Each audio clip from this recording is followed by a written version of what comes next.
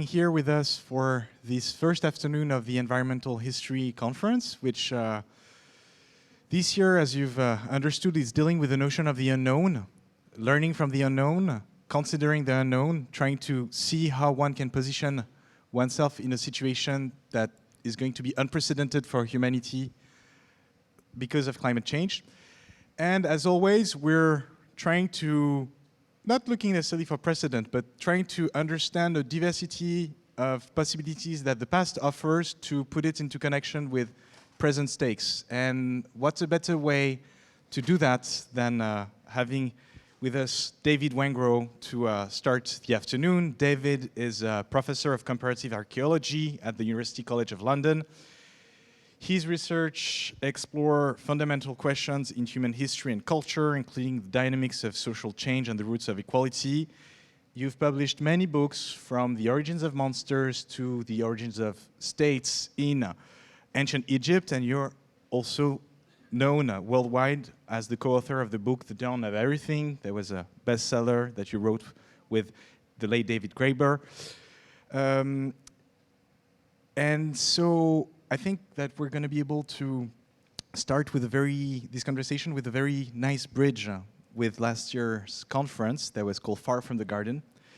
As a lot of your work starts on the premise of a certain collective view of history where in the remote past there were hunter-gatherers that once kind of were living in a nature that was so bountiful that it was like a Garden of Eden, where there was the possibility to do just a little bit of foraging and hunting, and then the rest of the time would be a sort of a time to play, really. But then the domestication of agriculture and the start of agriculture set humanity on a very specific path because of agriculture. There was, notably of wheat in the Fertile Crescent, there's this general understanding that there was an attachment to the land, that there was also the capacity of the creation of a sedentarization, that there was an accumulation of surpluses because wheat does not rot compared to vegetables and inequalities, and therefore we were kind of expelled of that Garden of Eden.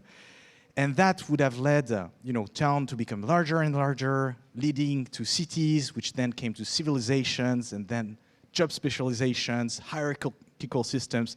And that brings us with like a quote from the famous geographer Jared Diamond, who says that large populations can't function without leaders who make the decisions in those contexts of big cities, executives who carry out those decisions, and bureaucrats who administer the decisions and laws.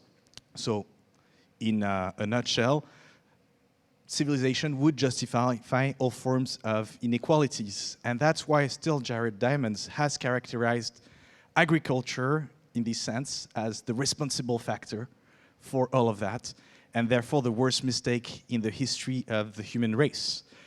Throughout your work, you prove that all of that narrative is actually wrong, and so I would like to ask you the first question, like, how come? Thank you so much. I don't think I'm amplified. Yeah, it's okay. It's okay. It's okay? Yeah. Thank you, Martin, and thank you for the invitation, and my apologies that my French is so rusty and poor that we're going to speak English. I'm very sorry, and I'm sorry that I have to disappear so quickly today, and we'll miss the other wonderful presentations. Well, what you're talking about, I believe, is a myth, a very powerful myth. And this kind of myth-making has its own history. I think it really relates to processes which happened mostly in the recent past of humanity, between, let's say, the 17th century and the 19th century. I'm referring, as I don't need to tell anyone in this part of France, to the enclosure and privatization of common agricultural lands, and the simultaneous colonization of foreign lands by European powers. And it's precisely in this context that European philosophers, particularly in France, particularly around the middle of the 18th century, become enamored of a particular story. which is entirely speculative. I mean, it begins really as a work of imagination. And its greatest authors, like Jean-Jacques Rousseau, are perfectly honest and explicit about this. They say, we are going to tell you a story about civilization and inequality. It begins with this rather biblical motif of a fall from grace, and it's linked to technology.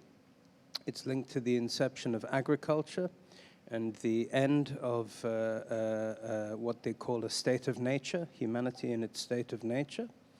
And from there, one has a sort of simultaneous descent into inequality, which also makes possible civilization and philosophy and the arts and architecture and all these things that we value. Because it is only inequality that produces a surplus and a system of social classes which liberates a tiny number of people to pursue these civilized things, while everybody else is supposedly destined to toil away and sort of enslave themselves for the greater good of humanity. So that's how the narrative goes, but again, like your work debunks that. Yes, it's all wrong, and it would be very strange if it was correct, because they made it up based on no evidence whatsoever. What's so interesting, and the reason why I refer to it as a myth, is because it's powerful. And what's really fascinated myself and Gräber is how tenacious this myth can be, even in the face of so much evidence that contradicts it, of which there is now a huge amount. But most of it is locked up in rather specialist fields of research and rather specialist publications. But if we take, for example, the origins of agriculture, the idea that one would start these days from an assumption that before the origins of agriculture, humanity existed in some kind of egalitarian paradise with little bands of hunter-gatherers and foragers roaming around the landscape is a little bit absurd. We have a huge amount of evidence these days from every continent of the world, including from Western Europe, that this was simply not the case. We have entire... Do you want to take an example, for example, like... Well, we have huge stone monuments in the Middle East. You referred to the so-called Fertile Crescent. Which you debunk as well. I use that expression for. Well, it's a very interesting expression. I mean, it really comes out of the high empire period of Britain and France when they're carving up the Middle East, and the Fertile Crescent is supposed to be the kind of buffer between the desert and the mountains, surrounded by all these savage tribes. And it's in the Fertile Crescent. And this is correct, that we have some of the earliest evidence for the domestication of plants and animals. But we also now have really impressive structures and settlements, like the quite famous site of Göbekli Tepe in the Urfa Valley of southern Turkey, which are pre-agricultural, but nevertheless exhibit many of the features that we've traditionally associated with civilization and urbanization, such as monumental architecture. Yeah, not only because these monuments are actually extraordinary. I mean, there's tens of meters high, they're sculpted, ornamented, they really have nothing to envy to like large structures that sedentary societies would create. Yes, and they're quite famous for this reason, but in some ways they're really just the tip of the iceberg. We have evidence now for all kinds of different social experiments going on before the origins of agriculture, and many of them seem to have involved forms of hierarchy, probably even slavery. And in fact, if we look at more recent periods of history, there are some very well-documented cases of human societies which did not practice any kind of agriculture, nevertheless forming themselves into highly ranked societies, like the Calusa of Florida Keys, who had a full-blown kingdom without agriculture, or the indigenous peoples of the Pacific Northwest coast, who were divided into ranks of nobles, commoners, and slaves, but had an economy that was non-agricultural. So the idea that there is something inherently egalitarian about hunter-gatherers. And of course, there are some hunter-gatherer groups which are fiercely egalitarian. But the idea that this is some kind of uniform stage, some kind of baseline for the development of human societies is really something that should have been abandoned a long time ago. And then the flip side is, if you look at societies, the earliest societies that do create agriculture, some of them are actually strikingly egalitarian. Probably the best documented case in the world is actually from this region of the Middle East, the Fertile Crescent, also in Turkey, but in central Turkey, the site of Çatalhöyük, where you have some of the earliest evidence for plant and animal domestication. But if you've ever seen an image of Çatalhöyük, it's actually a rather large settlement, more like a town than a village. So we're going back here about 10,000 years into the past. But it's really very strikingly egalitarian. There's no obvious center or acropolis. The houses are all constructed in roughly the same way. Roughly the same size. I mean, it's really very interesting to see how they're organized as. And they're practicing farming, they're herding animals, but they keep it this way for approximately 1,000 years. So, you know, the idea that agriculture in itself precipitates some kind of descent into inequality is just factually incorrect. That's a very beautiful transition, way to get into our topic, that is learning from the unknown, because it seems that this very notion of the unknown is important here, as there's a lot of gaps, of course, about things that we don't know in the past, and that tends to be filled with some sort of biases, even some sort of fantasies. I think there's a moment that I quite like in your book where you talk about like prehistorical moments where we only have a tooth as an evidence of the past, or very little amount of knowledge about, archival knowledge. And so like there is this capacity of people, of scholars to fill in with imaginary structures, all of that. Yes, and actually I think there's a great sort of reluctance to see the human past as a realm of possibilities. And there is a history to that in Europe, which we go into in that book. And it's really a French story. And the best way I can think of to articulate it is really through it was the great French historian Paul Hazard in the 1930s wrote his book, which in English is called The Crisis of the European Mind. And it's really about the crisis of the old regime, of these societies which are completely steeped in religion and hierarchy, suddenly being confronted with the effects of the so-called Age of Discovery, being exposed to Chinese and Native American and African concepts of alternative ways of organizing human societies. And with that, the realization that many of these forms of hierarchy and authoritarian life are actually not strictly the only way to do things. And this creates a sort of intellectual meltdown, which Hazard famously describes as the crisis of the European mind. It also creates a fascinating sort of backlash, which is where I think a lot of this filling in of the unknowns goes on.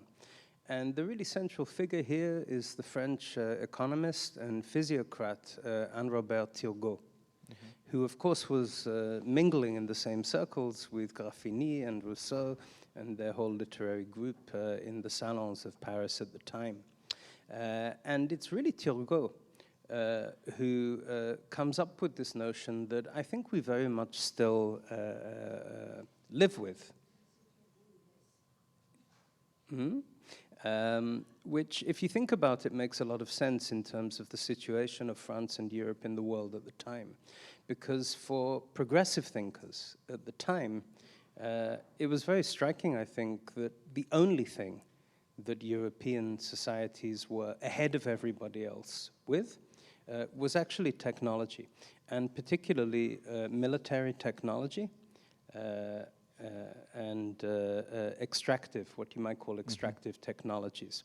In every other respect, Europeans were actually very strikingly behind, if you think about women's freedoms, for example, or democracy. So Turgot comes up with this rather fascinating notion that the kind of social freedoms which are being described in societies elsewhere, particularly in the French colonies of what is now Canada and parts of North America around the Great Lakes region, which have already by then become something of an obsession in French literary circles. These kind of freedoms are good, they are to be embraced and celebrated. But at the same time, they're not available to people like us. In other words, technologically sophisticated societies. They are, in fact, a byproduct of simple societies. And the people who can live in these relatively free and egalitarian ways are not like that because they are ahead of us. They are like that because they are behind us. They represent an earlier phase of material civilization, which is where, on the one hand, you get the notion of what we would now call technological determinism, where technology is really the driver of everything else. And on the other hand, the kind of containment of these otherwise very threatening notions of social freedom. And of course, we're talking about a period which was only 2 to 3 decades before the French Revolution.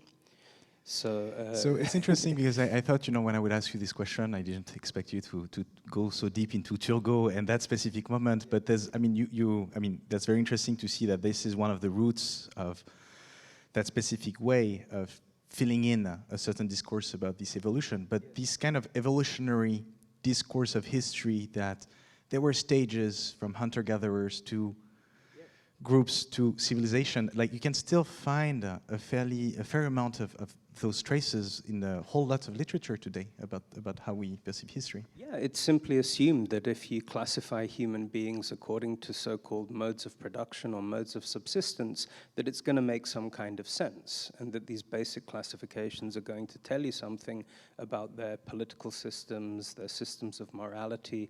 But in fact, when you actually get just a little bit more into the detail, it just makes no sense. For example, in the book, we talk about neighboring societies, which are all so-called hunter-gatherers. One group on the northwest coast of North America, the Pacific coast, practice slavery. They raid each other for slaves, and they keep the slaves in their houses, or they did until the 19th century, and those slaves are hereditary slaves. So if you're a slave, your children will be slaves, and their children will be slaves. And they live next door to another group of hunter-gatherer societies in what today would be Northern California, like Washington State sort of area, who explicitly do the opposite. They reject slavery, but they also have something that seems very close to a kind of Protestant work ethic. So we have an incredible range of moral, ethical, political systems all going on within the same sort of mode of subsistence. So to call them all the same thing, as we make a joke in the book, it would be rather like calling a Texan billionaire and a medieval Egyptian poet the same thing because they all eat cereals for breakfast.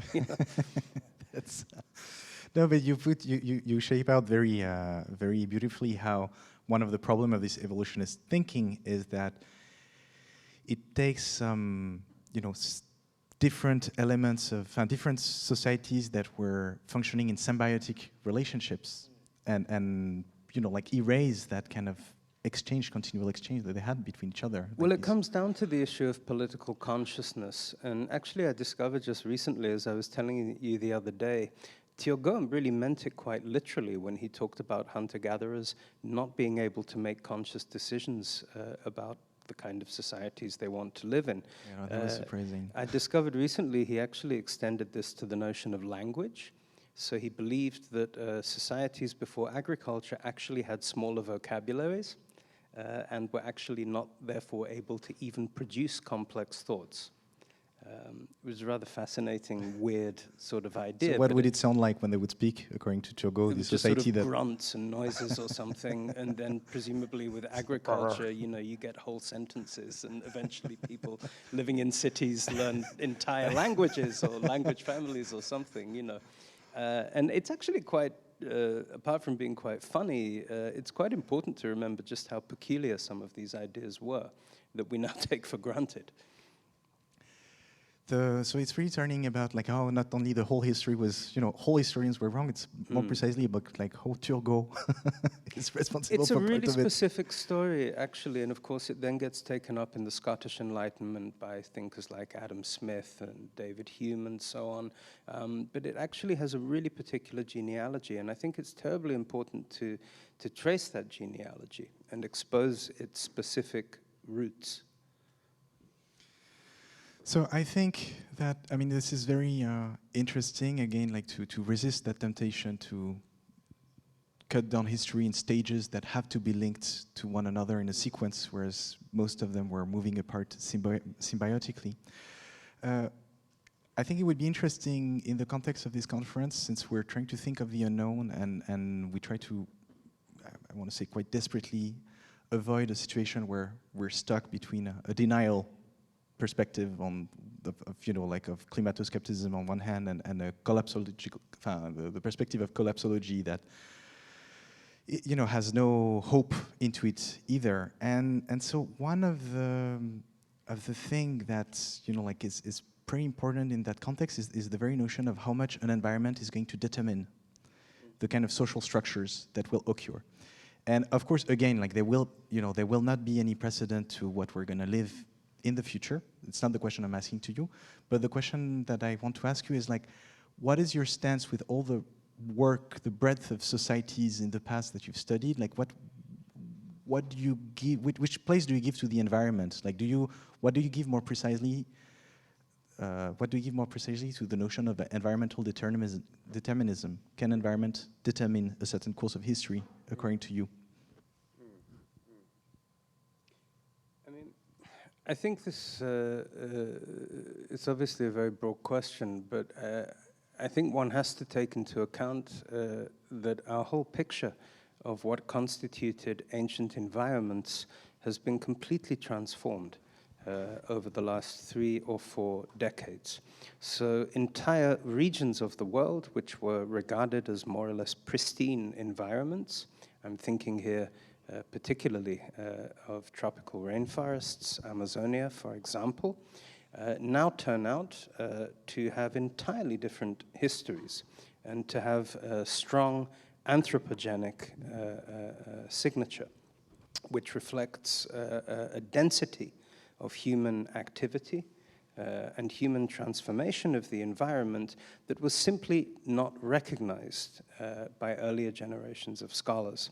And there's a very interesting kind of feedback loop between the genocides which were committed in all these regions and the kind of logic that then says, well, these were somehow always primitive or small-scale societies. What we're learning now is that the whole demographic picture is back to front in these regions. Or you look at Sri Lanka, for example. A lot of this has to do with particular technologies in my field of archaeology, which allow you to look underneath the forest canopy. So we're talking about jungle environments where terrestrial survey, just walking through the forest and trying to pick things up, is not really very practical. But now we have remote sensing technologies from the air, laser-based technologies like LiDAR, and as I'm sure you've seen some of the news coverage in areas like Yucatan as well, they're revealing these entire urban landscapes where none were suspected. So this means various things. On the one hand, it means the catastrophe of the depopulation and genocide of these areas was far greater, just in terms of human lives lost and whole populations vanished, than we realized.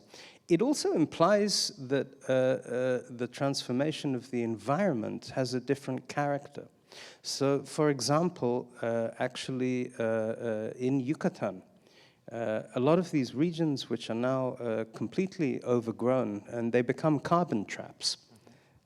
So actually, colleagues of mine in London at UCL, who are geographers, not archaeologists, have actually argued that the so-called Little Ice Age, about 600 or 700 years ago, is partly the product of the collapse of these indigenous civilizations and the regrowth, the rewilding, if you like, to use a problematic term, of these huge areas of land that were once actually terraced farming landscapes, reverting, being depopulated and reverting to tropical forest, which then becomes a carbon sink, and they would argue actually created a global climatic blip. Which is actually why, you know, like when there was all these debates about dating the beginning of the Anthropocene, the Yes. Spanish conquests in Yes. Latin America was proposed as one of the indicators, like because, you know, it's such Precisely. an impact Yeah. of human onto scale. Of course, he wasn't, Yeah. not that he was given a right status, but it was proposed as a hypothesis, which is interesting. Yes. So, you know, the idea of environmental determinism, I think, immediately conjures up this rather out-of-date picture that we have a few major thresholds to which humans had to adapt in some stage, some sense, the end of the last ice age, for example. Actually, the picture that's emerging now is incredibly dynamic, including the formation of entire island landscapes, submerged landscapes, thinking about the area between northern Australia and Southeast Asia, for example. What's really striking, actually, is that when the waters come in, and this entire huge terrestrial area, which geographers call Sunderland or Sunderland, actually becomes the sort of island landscape that we see today, it's not simply a process of people kind of panicking and shrinking back into their islands. Almost immediately, we see that people remake the connections over water that once existed over land. So they begin moving species around, including entire animal species, and actually recreating these connections. So it becomes harder and harder as we go back in time to find anything that one could describe as a pristine landscape. And that includes early human uses of fire, which we now know had a much wider transformative effect than was once realized.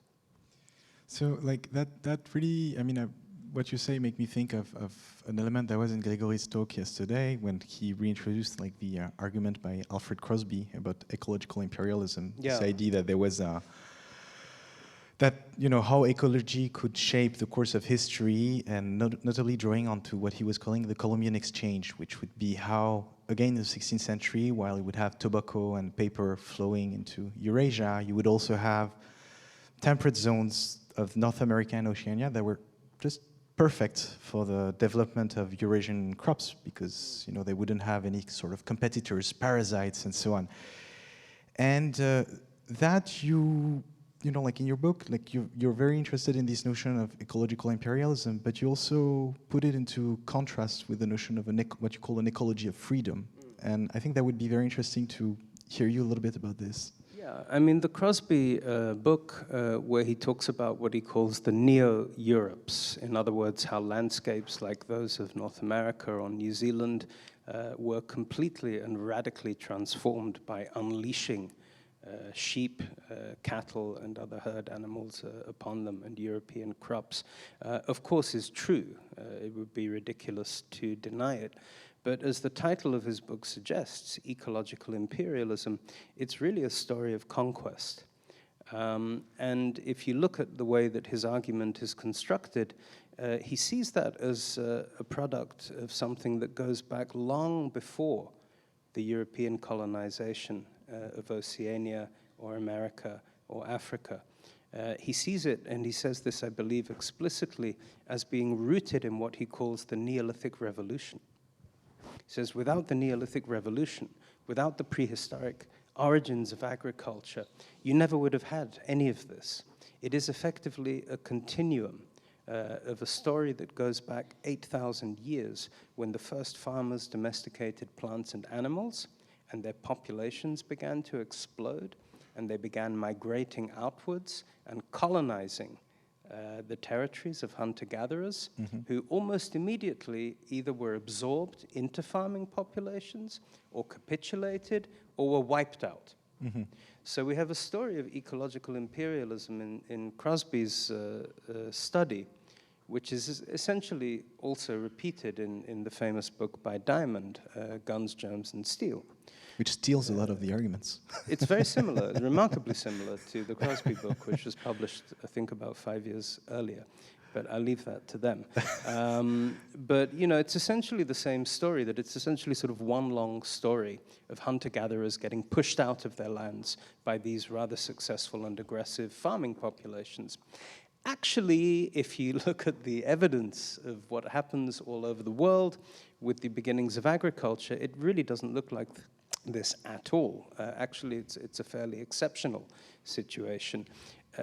It requires a certain basic amount of imagination to picture a time on this planet when farmers were kind of the new kids on the block, right? We're talking about tiny minorities of people. And that lasted a long time. Right, and often the people who actually pursue agriculture, you know, as Marshall Sahlins famously made the argument, and as anyone who's ever done any agriculture is perfectly aware, it's very hard work. It's not something that you naturally gravitate to unless you have to. And that's actually why it's regions like the Fertile Crescent, which are actually rather poor regions from the perspective of somebody living from hunting and foraging. For hunters and fishers and foragers, the richest environments are always wetlands, like your one here. But I was going to say we're in a good place. You know, this is where you would go in terms of biotic richness if you want to live without working. Wetlands and coastlines, no? Yeah, wetlands and what are now largely submerged coastlands. So we're actually missing a very important part of the picture. And it's no coincidence that the first cities in the world often appear in precisely those environments. You know, the rise of cities is often attributed to agriculture. But if you look at the places where cities first emerge, in ancient Mesopotamia, in the Nile Delta, actually, although they're practicing agriculture, they're also in wetland environments with access to the sea, with incredibly rich bird life and wildlife and fishing and aquatic resources. These are really the population centers. So in some ways, our picture is rather back to front. And then this idea that Neolithic societies would necessarily have succeeded over hunter-gatherers is also flatly contradicted by a lot of the evidence. A lot of early farming societies don't actually succeed very well at all. My colleague in London, Stephen Shannon, has documented this incredible sort of boom and bust pattern in continental Europe, which is reflected in these really awful kind of grisly prehistoric cemeteries that they find in Germany and Austria, where these early farming populations on the central loess soils of Europe often seem to have ended in rather violent ways, while hunting and gathering societies continue around them. And what we call the ecology of freedom, which is, it's a phrase that we borrowed from Murray Bookchin, the founder of social ecology movement back in the 1970s and 80s. And it refers to a really fascinating feature of early farming societies, which is that they often practice farming in a rather playful way. So the idea that there was some kind of Neolithic revolution and societies switched very rapidly from being hunter-gatherers to being farmers has now been conclusively disproven on every continent of the world, whether we're talking about China or Mesoamerica or the Fertile Crescent of the Middle East. The adoption of domestic cereals and plants and animals turns out to be an intriguingly slow process. It takes on average about 3,000 years, which is obviously a very long time for a revolution. It's not what we would generally call that doesn't happen in a snap of time. No, it doesn't. But what is playful? Maybe you come back about what is playful in this agriculture. Trying farming on for size and then taking it off again, or alternating between different seasonal habits. So cultivating for part of the year and then changing the size and the composition of their groups, going back to hunting. One of the most high-profile examples of this back in England is the famous site of Stonehenge, which is often seen to be an outgrowth of the adoption of farming and the Neolithic farming economy from this area, from continental Europe. And of course that did happen, but it's now been shown that actually the period beginning around 3000 BC, so 5,000 years ago, when not just Stonehenge, but many of those other great megalithic monuments begin to appear in the British Isles, is actually a period when prehistoric societies in England and neighboring parts of the region actually abandon cereal agriculture. Mm-hmm. And they go back to wild plants. They retain some of the animals. Well, it must have been a conscious decision. I mean, there's no evidence of some strong climatic change or push from the environment. These are people who decided not to farm in that way. And there are many examples in more recent history, including many of those American societies on the West Coast who must have been familiar with agriculture because their neighbors in the Southwest, in the Pueblos, for example, had been practicing it for centuries or even thousands of years, but who consciously decide not to farm. So these are hunter-gatherers by choice, if you like. That's extremely important, especially when we see how much, this narrative of the role of agriculture setting history in a very specific way, how heavy that has been, and how important it is to complexify that picture. I mean, we're talking about ecology of freedom, and we're in Arles, after all, a Roman city, and I know that you have this idea of Roman law as it was developed had also very heavy consequences. Maybe to conclude, you can talk to us a bit about this legacy of Roman law and the kind of difficulties that it implied on our definition of freedom. Yeah, I mean, actually bringing things also back to where we began, Martin, with this idea of the agricultural revolution was always linked to the notion of private property. So you find this very explicitly, for example, in the writings of the English philosopher John Locke, particularly the second treatise on government, where he talks about what he calls the agrarian. The basic idea is that societies, and he's thinking here particularly of the colonies in America, that indigenous societies which do not practice heavy agriculture, which do not plow the soil, have no real legal rights of property over it. He even describes them as sort of squatting on their own land. So there's this idea that the very legal notion of private property comes out of a heavy agricultural milieu, out of heavy agricultural extraction and infrastructure. And this is obviously a very powerful legal weapon for the appropriation of land, not just in the Americas, but in Australia and many other of the lands that were colonized. And it obviously ignores and overrides alternative concepts of property and alternative forms of territorial ownership. And these are battles which are being fought today in courts of law. And something that we go into a little bit in the book are the underlying notions of ownership, which are really being contested here. So the European notion of ownership, as you say, it goes back to Roman law via many medieval intermediaries, but it essentially comes back to the idea that there are three basic forms of ownership, only one of which is complete or proper ownership. In Latin, the three types are usus, fructus, and abusus. So usus is kind of the right to make use of resources without necessarily owning them. Fructus is the right to make use of their fruit. You have usufruct, what we call in English usufruct, which is a combination of the two. But neither of them in Roman law constituted full ownership. Full ownership was only under the heading of abusus, which, as its name suggests, is etymologically related to abuse. It means total ownership. It comes out of the framework of slavery. And it's the idea that to own something completely is to commodify it. To own something completely is to have absolute rights over it, including the right to destroy it, or sell it, or give it away. And there is a very clear contrast here. There is something, I think, in global terms, which is fundamentally exceptional or unusual about that way of thinking about property and ownership.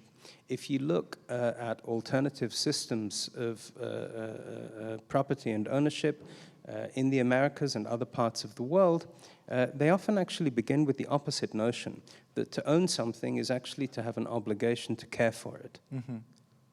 So this is often expressed in Australia as well in terms of totemic relationships to ancestors.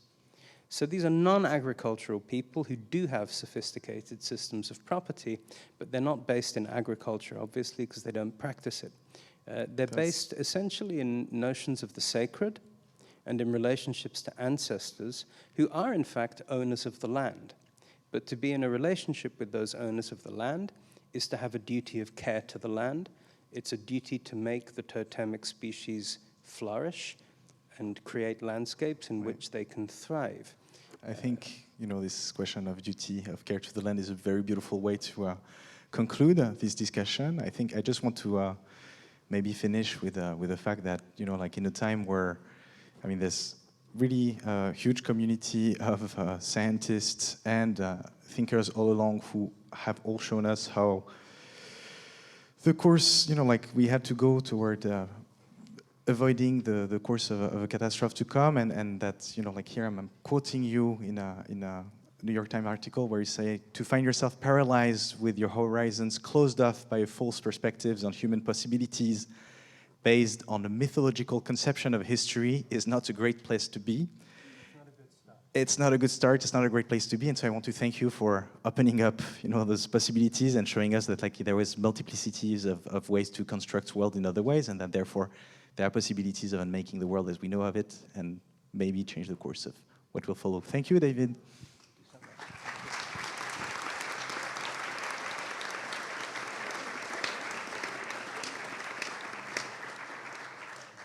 Alors, dans cette chaleur assez ardente, in this really intense heat, we have the time for few questions. We can take maybe 1 or 2 questions. Moi, je crève de chaud. Est-ce qu'il y a des questions pour...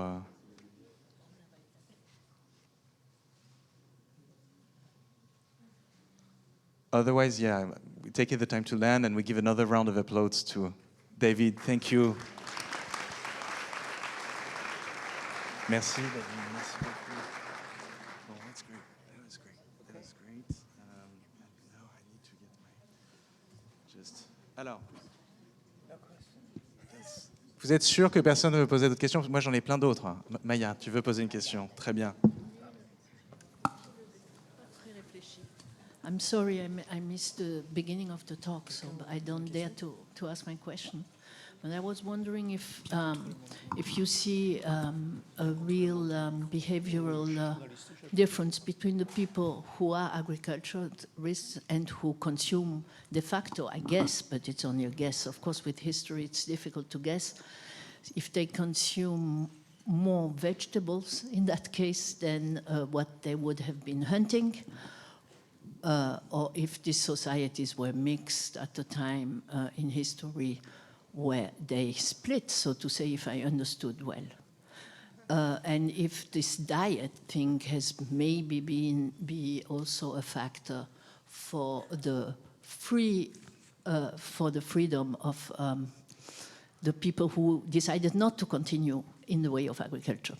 Well, you're reminding me of my late friend, the great political scientist and anthropologist James C. Scott, who made the perhaps rather obvious point, but it's one which is sometimes ignored, about vegetables, which is that very often you can't see them growing. And he was thinking about roots and tubers and things like that. And he was simply pointing out, really, that people who grow vegetables are problematic for other people who want to tax them and raid them, because unlike a standing field of wheat, where it's visible, you can count it, you can steal it, and you can measure it,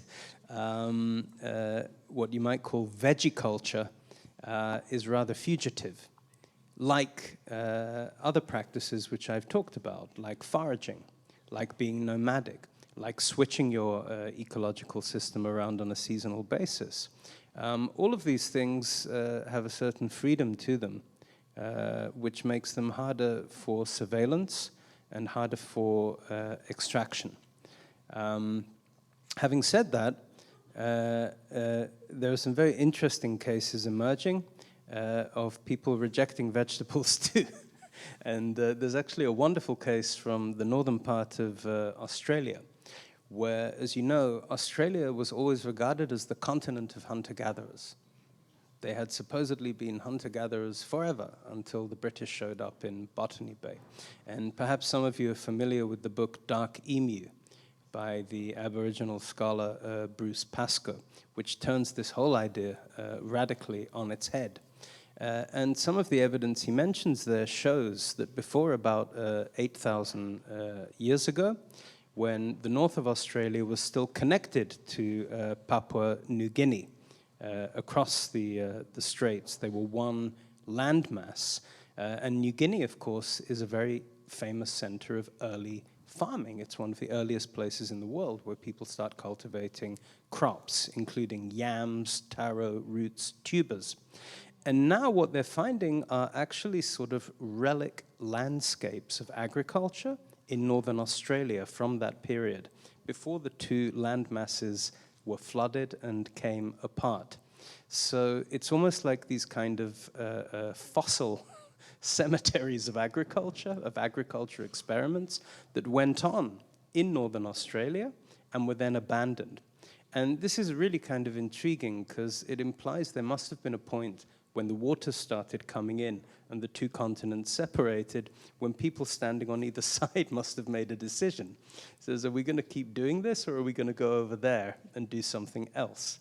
Because you do end up with two really very strikingly different kinds of ecology, human ecology in the two regions.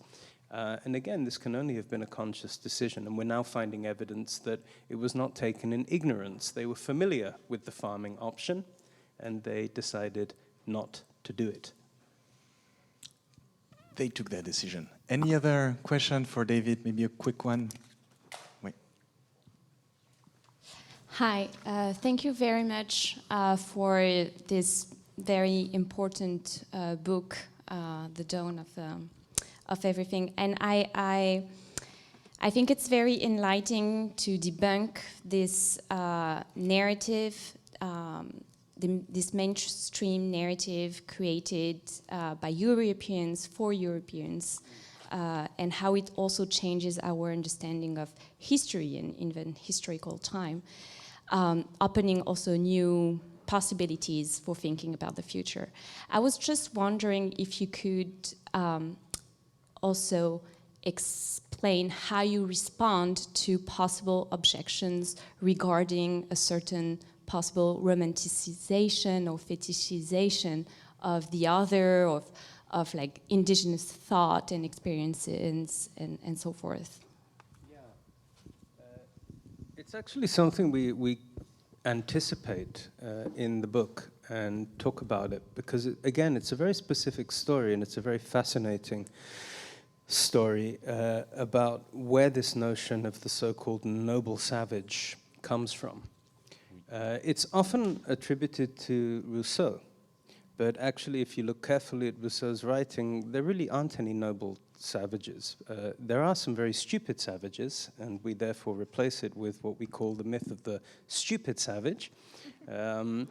The idea of the noble savage, which is what you're talking about, I assume, when you think about, people say, well, oh, you make all these people sound so wonderful, all these non-European societies, aren't you just romanticizing them?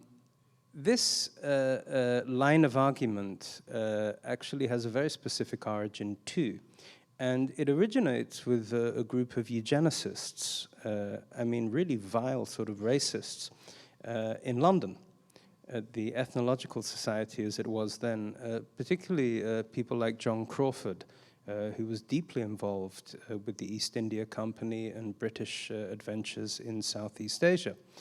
And it's Crawford who actually attributes the idea of the noble savage to Rousseau as a strategy.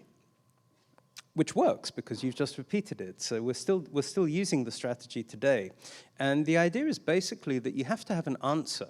Whenever somebody attributes any kind of positive or progressive achievement to non-white people, and they were thinking in terms of race, biological race, whenever one attributes something positive to a non-white person, there has to be an immediate counter-reaction. And the counter-reaction is this idea that you are creating a romantic fiction. You're repeating tropes of the noble savage. And it has this extraordinary effect of just shutting down the conversation. And it works. A bit like Turgot's strategy. These are incredibly effective rhetorical strategies. And they also ignore the fact that people can romanticize themselves. And a lot of that clearly went on in these colonial encounters. I'm skeptical when that is the first reaction. I think you have to demonstrate if somebody is romanticizing. So if you want to go and check what I've said about indigenous property regimes and whatever, there is a vast literature on it, and there are indigenous people around who can talk about it much better than I can. And if you want to tell them all that they're imagining it and that it's some great romantic fantasy, I wish you luck. So it's very interesting, this idea, which essentially forecloses on any possibility of saying anything positive about the past, or indeed about alternatives in the present. We have to look at where it came from, and it comes out of racism. Très bien. You can ask, but the answer will need to be really quick. You will need to be. My car is here. Speak about the movie, a movie very strong movie, which is Harvest. That is after the Middle Age in Écosse, Scotland. There are a little community of people, agricultors, and it's very interesting to have seen these movies and to hear your talk, Yeah. And I wanted to speak about that. Thank you. I haven't seen the movie, but I definitely think there's a huge sort of amnesia about collective or communal systems of agriculture, farming, and herding, which were ubiquitous not just in Europe but in many other parts of the world. Actually, in Palestine, they had a fascinating system called Msha'a, collective land ownership between different clans, which are immediately sort of forgotten and erased when you start talking about agriculture as the root of inequality. And that's about our recent history. Thank you, David. Thank you again. A big round of applause and a huge thanks. I want to keep you, but you have to go.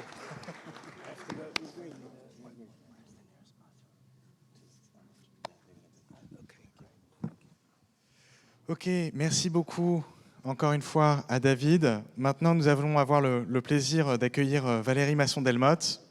Valérie Masson-Delmotte, qui est climatologue et ancienne codirectrice du groupe 1 du GIEC. Elle utilise les données climatiques passées pour modéliser le changement climatique et a contribué à plusieurs rapports influents du GIEC. Elle est notamment l'autrice de « Quel climat pour vous, vos enfants et vos petits-enfants » paru en 2021, même année de publication que The Dawn of Everything par ailleurs. Et plus récemment, face au changement climatique en 2024. C'est un immense plaisir de l'accueillir et nous la remercions pour sa présence.